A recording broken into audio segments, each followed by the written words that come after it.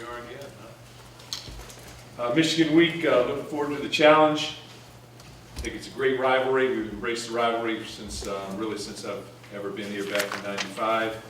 We'll continue to do that. I think when you look at Michigan right now, football team, you look at them offensively, I think they've got some playmakers. I think Gardner is a playmaker. He's established that fact over the course of time. Devin Funchess as well. I think they're playing very well on the defensive side of the ball. You know, you look at some of their linebackers, Jack Ryan in particular, Frank Clark's solid, very solid player. And, you know, I think the best thing to do right now is to just take some questions. We don't have any. Mark, seems like every year they've had fewer and fewer points against you. How do you explain that? I mean, I know it's different systems, different games and everything, but has it been a progressive improvement for you against them defensively? You know, that's a hard one, I think, to really answer. I mean, I think it, you know, every game is different. Every football game is different. I've sat up here and talked about that many, many times, regardless of who we play or who plays against us. So I don't know why that has happened. You know, from my perspective, that's a good thing. I'll leave it at that. Coach, you talked about this team's evolving identity, and it seemed like last year the Michigan game was the game where we kind of saw what Michigan State football would be going forward into the postseason. That said, how important is this game towards determining what the identity and legacy of this particular team will be this year? I think this football game always, you know, ever since I've come here, I think it always has a tendency to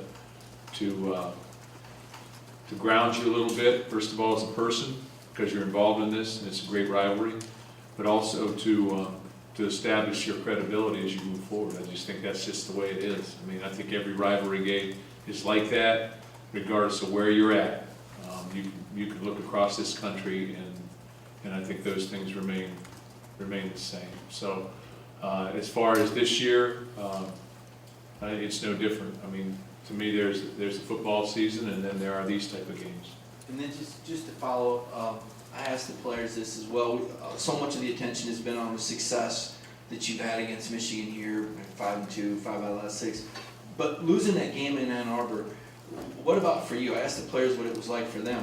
What is it like to lose in this particular rivalry? Well, that particular game, I thought it was a great football game. First of all, as I remember, it was a great football game. It was played hard. It was played clean. You know, they won on the last kick at the end of the game. I was very proud of our football team in terms of how we represented ourselves. And you know, there's somebody's always going to win, somebody's going to lose. But you know, then you go back to work, and that's the way I've always tried to do things. And you know, that's what we'll continue to do. Expect to win every game we play. That's the way we've tried to build it here. I don't care which football game it is. It doesn't have to be the rivalry game. But when you don't succeed, I think part of who you are is being able to pick up the pieces. That's important as well. So that's what we did.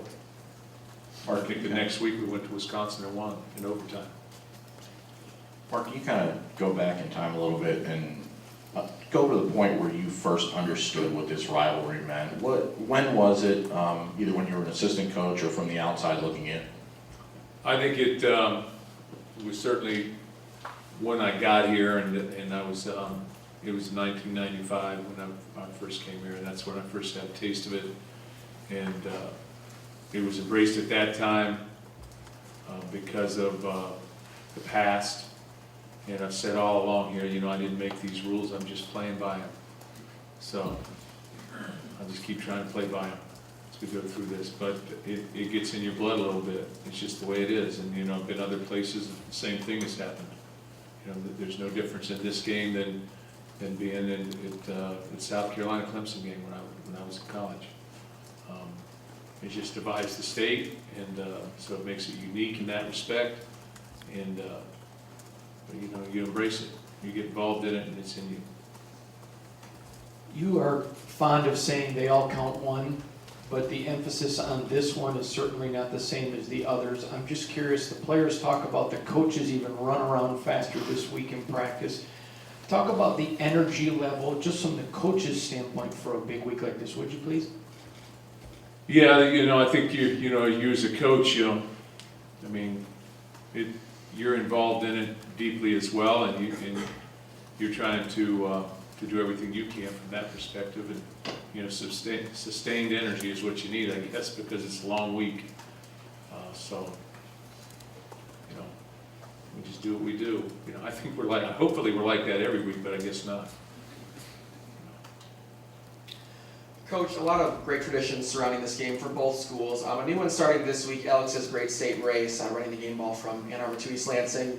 You're close with the Powell family, you were close with Alex Powell. Can you just talk a little bit about your relationship with him and your thoughts on this new tradition? Sounds like a news Well, feature. yeah, I've known Alex Powell since we came here in 1995, and my family were very close. Alex worked for us when he came to Michigan State, he worked for us in the football office as a student assistant, really analyzing and walking down the recruiting room, just sort of working to try and become a student assistant and involved in recruiting until he got sick, and I was involved with his family, throughout that time. So it's a very special time for him to be involved in this as well. So I hope everybody takes just a moment to appreciate what we all have. Mark, in regards to the dominance that you guys had over Michigan last season, and looking at what has transpired with the Wolverines so far this year, I mean, even though this is a big rivalry game, but does it lack any luster considering those two things? Not for me, not for our players, and I'm sure not for them. I think it's the same, and that's all I can say about it. Really, I mean, I don't feel any lack of luster. I know this press conference would be a little difficult, so I'm trying to think before I talk. Mark, yesterday, Doug Nussmeier told a story in '04. He was in the Michigan Stadium press box, and they got so excited about taking when he was coach for MSU, got so excited about taking a big lead over Michigan, someone actually jumped up and broke a window. One of the coaches, he wouldn't say who, broke a window in the press box because he was so excited. How do you find a way to balance, because I just heard your players talking about how fired up the coaches are and how much emotion plays into this game. How do you temper that once the game actually starts and you don't get carried away by the rivalry? There's got to be balance. I think there's got to be balance in your life in general, and there's got to be balance in terms of you can't be too high and lose your composure.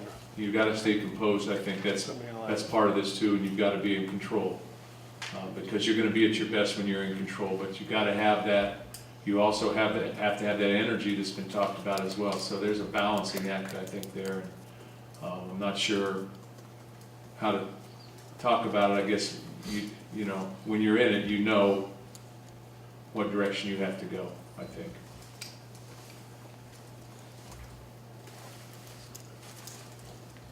Mark, your players talked about it before, and you've talked about it before as well, that this game is very personal to you guys, maybe even more than it is to them. Why do you think it is so personal for you and your players? Well, you could go a lot of ways with that question, couldn't you? I'm sure everybody across the state would like that. Why is it so personal? It gets in your blood. There are just things that happen over the course of time that just, begins to set you on edge, I guess, one way or the other, either team. I think everybody knows which direction we can go with that question. I think you can go all over the place, so that's probably why you asked it. But like I said, I didn't make these rules up. I'm just involved in it, and I'm pretty involved in it, and I represent a lot of people. I think that's what you have to understand, that the head football coach at Michigan State represents a lot of people on this edge of the spectrum. And so on this edge of the spectrum, I'm going to fulfill what everybody expects of me. Yeah. Just a quick follow-up to that, Of course there would be. just a quick one. What still, even you've dominated the last 5 of the last 6, what? I wouldn't say dominant. Okay, you've won 5 of the last 6, dominated last year, I suppose. What? I wouldn't say that either. Okay. What still fuels whatever it is, the anger? Because it seems if a team is controlling a rivalry a little bit, that would lessen the fuel somewhat? What, it doesn't seem to do that to you guys, why not? I think as a competitor, anybody who plays or coaches in these games, you know, on either side of the fence, and really you could go across at any venture out there at any football team, I think they're basically competitors. And you're gonna get yourself ready to play every football game. Sometimes the more important the game is, the more the competitiveness comes out in you. And I think that's the nature of this situation. You know, it's just pretty much pure and simple like that. I don't care. Really, it doesn't have to be this particular game, but you're going to be competitive. When the stakes are at their highest, you want to be as competitive as you can be. I think that's human nature. That's what we do, and so we're not going to, you know, we're not going to allow the opportunity to slip by and go through something nonchalant. That's not going to exist. It shouldn't exist for any football game. We only play 12 of them, guaranteed. Two-part question here. When you were at Ohio State, how different is the way Michigan State approaches the rivalry with Michigan to the way Ohio State approached its rivalry with Michigan under Tressel? And then part two, I wonder, have you talked with Tom Izzo ever before about the Michigan rivalry? Is that something every year that you guys discuss? Well, the answer to the first question is it was no different for me. At that point in time in my life, it was no different. Of course, I had the benefit of being here for 6 years previous, which was a big plus for me. And then, but I also been there as a graduate assistant coach back in the 80s as well. So I don't think it's any different in that respect. Insofar as Coach Izzo and myself, yeah, we talk frequently about this. You kind of on the same wavelength? Kind of. Mark, does an off week matter? Can that help them, and do you expect to see vastly different things from them offensively with the extra time to prepare? I think an off week can always help you. I think, you know, I'm sure that we're going to try and be prepared for everything, but every week teams change somewhat, but, you know, not completely. So there's going to be change. There's going to be adjustments. There's always adjustments in any football game, and it's how you handle those adjustments. You know, key a lot of times is key to victories. So we expect everything, unexpected everything. I'm sure they would do the same. Yeah, Coach, you mentioned you have a responsibility to many people. I was always wanted to ask you, what is the breakdown in fan loyalty in this state, Spartans, Wolverines? How close to 50-50 is it, and how much have you been responsible for changing it, if you have? I don't know those. I don't know those statistics, but I have no idea on that one. I know where my family sits, you know, on that, but I really can't speak to that, you know. So, do you know? I can only guess. I would say about 60-40 Ann Arbor, but that's just speculative. Yeah, that's just speculation. Yeah, I'm not sure. Mark, you kind of said what you had to say many years ago. Has that made this your least favorite press conference of the year? I looked a lot younger then I saw that video. What was the question again? Well, I guess it's our job to fill notebooks and television shows. Yeah, I know it is. I figured that out a long time ago. And you're walking more carefully now because you've made those statements on the field. Is that part of it? No, I'm just trying to, you know, I really don't ever come to try and, you know, I try and be a little bit calculated in what I say and make sure that, you know, I'm not offending people when I talk. You know, so I don't wish to be like that. So, you know, but I guess sometimes in an emotional state, people have a tendency to tell you exactly what they feel. Last night, Ron Bellamy, former Michigan wide receiver, NFL wide receiver, said on my show that he feels like Michigan fans who don't like you are just jealous, and quite frankly, that you've done it the right way. Can you sense a turning tide though, Mark? I know you do not like to talk about yourself, but since you've arrived, where there is a lot more respect coming from the other way than there was when you got here, and there wasn't much. I don't sense that because I don't know how many people are blue in the state and how many people are green, right? So I don't sense that either way. I don't sense it. Mark, sorry, go ahead. Tough press conference. What about at home for you this week? Is it a normal week, or does your family consciously or not have a way of letting you know that this is a little different? Yeah, it's a little different. I remember when my daughter was in second grade, we were at Ohio State then, but she wrote a little story. In this, she wrote short stories. And in the story that if you wore blue and gold, you went to jail for a week. So it's a little bit different. Yeah, they remind me. A good grade on that story? I'm not sure what grade she got. And then real quick, obviously the rushing battle is always really important in this one. Do you view it even more importantly this year just because it's sort of strength on strength with your rushing attack and their front seven? I think that's an indication of can you control the line of scrimmage or not. And I think that any football team that controls the line of scrimmage usually wins the football game. And I think, that's pretty much true probably in most football games. If you win up front, you've got a great chance to win the football game. Doesn't mean it's always going to happen, but you have a chance. So, we've tried to do that every time we play a football game. We're going to try and win up front.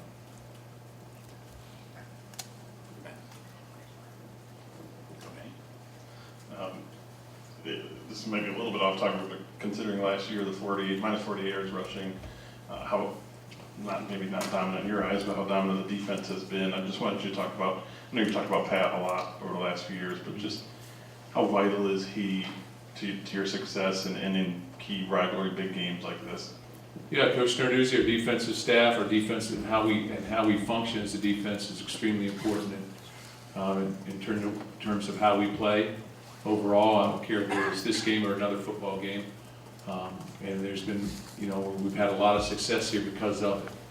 I also think that, minus 48 yards, when you talk about that, you're not looking at pure rushing yards. You're looking at, the pass yards onto that, which takes away from that. So a little bit misleading, I think, in that aspect. So I think you have to take that, you have to understand that aspect too. Coach, with Lippett, can you just, are you shocked by what he's doing right now? I mean, here's a kid, you move on both sides of the ball, now all of a sudden people are saying, oh, he's a top 10 Heisman guy with the numbers he's putting up. I mean, can you just explain where Tony this works came from? extremely hard. Tony Lippett works extremely hard to get better every single day. His confidence is very, I don't want to say an all-time high, but his confidence is very high. He was a very gifted player coming out of high school with leadership skills, and he understands concepts. Because he has been a quarterback in high school, even though it was at the high school level, he understands concepts, which allows him to move forward. I think adapt in the course of running a route or a pass concept. He can adapt and he understands coverages and things of that nature. But he's worked extremely hard to refine his skills. He's a big-bodied guy. He's very fluid, and he catches the ball on rhythm. And he's made some unbelievable catches thus far this season. So, Did you see this coming? Yeah, any clue? I knew that it was there. In 2012, I know that when we started slow on offense and we were having some drops and things of that nature, I continually said that if you went out and watched our wide receivers in practice, the ability was there. We just needed something to jumpstart us. Even in last year, we just needed something to jumpstart us. And when that time would come, you would see a flourish in our players. You would see our passing game blossom. And that's what's happened. And it's continued to grow. But I think that's confidence, and success breeds confidence. That's happened and occurred for him especially. And it'll be important that he continues to be consistent with this as we move through the season. So consistency is the thing that he's been able to do. He's been able to do this on on a game-to-game basis. So obviously this weekend he'll have to have another big game, to be able to continue what he started. Mark, over here. Is this always going to be the most important game for you on the schedule because it's personal and you said that it chips away at you? Or are we seeing the possibility that Ohio State is inching up closer to becoming the most important game for you guys? No, I think from my perspective, this is still the most important game on the schedule for me personally and for our program. I think that when you compete day in and day out with them, and that's what we do on recruits and day in and day out for fans, for everything. It carries over to basketball, it carries over to volleyball, it carries over to every sport here. That still is a game that we have to point to and say, hey, this goes beyond our schedule, this goes beyond the future, this goes beyond what we're doing right now. It's just the way it is. It's the way it is for me. And I think that's the way it is for a lot of our coaches at Michigan State as well. Now, you still have to look at the whole body of work at the end of everything, but there are just certain times that you have to set down everything and deal with the task at hand, and I think this is one of those times. And I have a big sign in my office. It doesn't really reflect to this football game, but it says, and so I try to make my decisions based on what I have to do that day or relative to anything else based on this sign. It says things which mean the most must never be at the mercy of things which matter the least. So you have to look at things and say, how big is it? And for me, it's big. Doesn't mean it's big for every player. Doesn't mean it's big for every staff member. Some, because I'm not going to allow everybody to have their own point of view on things, but for me, it's big. I'm never going to come here and say on the first day that I was the head coach of Michigan State, oh, that game's just another game. Because that wouldn't be, that really wouldn't be truthful, I don't believe. Like the next coach, I would assume the same. Mark, you talked a little bit about the importance of controlling the line of scrimmage, and your program in recent years has really sort of established itself as one that's based on physical play, both sides of the ball and so forth. What was the biggest obstacle you sort of had to overcome in establishing that kind of culture here, and how tough was it? We just gradually had to find guys, one position, one play at a time, and we had to develop depth, and we had to develop experience, and we had to develop confidence. So it's a long process. How long did it take? I really can't answer that question. Are we there yet? I really can't answer that question because I think we can always get better. Or I think there's always something we missed from last season, or there's something we gained from this season. But I think it's inherent to the game of football that you have to be a physical football team, and you have to be able to win up front. At some point in time during every football game, there comes a time when that happens. And that involves everybody. That just means winning the line of scrimmage. That may involve corners, but you've got to win the line of scrimmage, especially in this day and age when the ball is coming outside and around the corner so fast in so many different scenarios, because of concepts offenses use today. Mark, Conklin, could you have foreseen what he's become, and when you look at his recruitment, is this an example of good scouting more or more luck on your part? Well, it's not luck. He didn't earn it through luck. I mean luck on your part to get him. It's good fortune. We saw a guy that was a big athletic guy that could really run. We were in a situation from an offensive line standpoint that we needed numbers. He was going to go to Fort Union Prep School, and I kept looking at him, watched this film numerous times. This was probably, I can't even remember when it was. It might have been January. And came to the decision that if he decided to come here and would walk on as a freshman, that we would put him on scholarship for sure in January that following year, when we would have our numbers right, and that he would come in redshirt and then, have a possibility of maybe contributing at a later time. As his freshman year continued on, I just kept hearing about what a great athlete he was, how good he was, and that this guy was gonna be special. And, you know, he hasn't disappointed, and he's continued to grow as a player, you know, with every season he's grown. Most talented offensive lineman you've had? I don't wanna you know, I can't make those decisions like that. His career isn't done, so we'll see how he pans out at the end, and, wouldn't be fair to everybody else who's played for us. Mark, for all the other BS in this game, you seem to have had great respect for the leaders at Michigan. I know I do.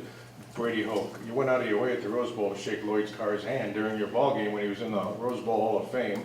Bo Schembech, that's from Ohio, you had to respect him. You have respected the leaders there, haven't you? Yeah, I have, because I think it's a program that, it is an elite program. And to be the head football coach at a place like that is difficult. You know, to be a head football coach here is difficult. Or really to be anywhere, I guess, is in that respect. But, and you appreciate the hard work and what they've been able to earn through that hard work. So I do have a lot of respect for them. Can you, I'm glad that question was asked. can you talk about just Connor Cook? I mean, from his competition to win the job, trying to rein him in somewhat with some of the throws he was making. Now we still see Connor take chances, but he's had a knack for playing very well on a big stage. Can you just maybe give an anecdote about when you knew that this was a guy that kind of gunslinger you could trust? You know, he as a redshirt freshman, as a true freshman, you know, there was a lot to learn, obviously, coming in fresh out of high school. Redshirt freshman, we tried to get him involved a little bit towards the end of the season in 12. Played a little bit in the bowl game. Prior to that, not so much. Sophomore year, I thought he flourished the second half of the Youngstown State game. Took a step back, maybe Notre Dame game a little bit. Higher competition away from home, big stage game, and then accelerated after that. I think he's got resilient. He's a resilient young man. I think he's an extremely competitive guy. I don't think he's afraid to make the throws and to take risks, calculated risk. And he's got a great release, great arm, and he's a big-bodied guy. So I think he's a student of the game. He looks to get better every day, and I think it bothers him if he doesn't get better every day. So is it perfect? No, nothing's perfect. And you know, you get thrown. There are some coaches that coach quarterbacks that never allow their quarterback to take a natural drop without hitting him with something or creating an off-balance throw for the guy or throwing something at their feet. And we've done that on occasion as well. You know, last year, used to have a manager chase him around with a bag and hit him in the shins and the knees and the shoulders at every time he threw the ball. So I think that's part of being a quarterback, being able to throw and move and create and throw balls off your back foot sometimes, with the wrong foot forward, as he did on one throw last week because he got something at his legs. So it's the ability to complete balls when they don't look like should be thrown sometimes. Why did he throw that? Okay, but it was complete. So I think those things just occur. But he's a gamer. He's resilient. He's our guy. I believe in him. He's confident. Well, I was just gonna, just the personality, I mean, kind of like, he likes to leak little stories about Ohio State, never sent him a recruiting letter, and last week it was, yeah, Indiana saw him throw, but he wasn't accurate enough. I mean, does he kind of personify the chip that you're smiling, it seems to personify what you really like to have in your program, that type of player that plays with that chip and edge? Yeah, I think you gotta, it's football, you gotta have an edge to you. And I've said all along, I don't want guys that feel entitled. I want players here that's got to earn their way up and are constantly striving to be the best. Constantly trying to continue to climb and go places where they've never been. Mark, with that said, when you look at where the win totals are right now in the rivalry versus when you took over, do you ever worry about losing that edge in this rivalry, losing that chip? And will there ever come a day when you feel like this program might be the one that feels it's dominant rather than feels like it has its chip on its shoulder? I've never really thought about it like that. I don't think I'll ever really think about it like that. You know, when all the dust is cleared at the end of the day, someday, you know, you look back and I'll count up the wins and the losses against those people that I hold as in those special rivalry games. You know, not just this one. But it doesn't mean I've got there by myself. It means that collectively we've got to go together and do things together. So I don't know if I'm really answering the question. I think it's a great rivalry and choose to embrace it. And, you know, From a keep program, pushing. from a Keep program pushing. standpoint with the players, how do you keep that edge? Well, we got to keep our edge regardless of who we play. I mean, when the If we victories- can't do that, then we're, you know, then we've not succeeded. So we keep it the same way we keep it with every team that we're playing against. You know, we find a way. We have a method. I don't know. You know, there's a story in every game we play. There's usually a story of some sort, little story, whatever. Coach, you said you didn't know what the I split got was. a hard time believing that Brady had this long press conference. His answers were like. 7-second answers. You talked about you didn't know what the split was in the state. Well, I remember, however, 8 years ago, it's right down the middle. You know, you said things like that, the Mike Hart, all that kind of stuff. Why are you different today in the past couple of years? Why is the way you're answering things different today compared to then? Did you have to set a tone for this rivalry when you first came in? What's the difference between then and now? I don't really think I've changed. No? No, I really haven't changed. I'm just trying to be more, Diplomatic. yeah, diplomatic, civilized. So back then, what, older and wiser? Like, what's the, why? Why the change? I mean, yeah, and I even, like your introductory press conference, you know, you talked a lot about that. Did you have to set the tone for this? Tone had to rivalry? be set at that time. That was a Brady Hoke answer right there. Time for one more good one. Thank you, John. Then I'll take the mic. Why is that not? Anything else? Got nothing left. Guys all good? Thanks, Coach. Thank you. Thanks, Mark.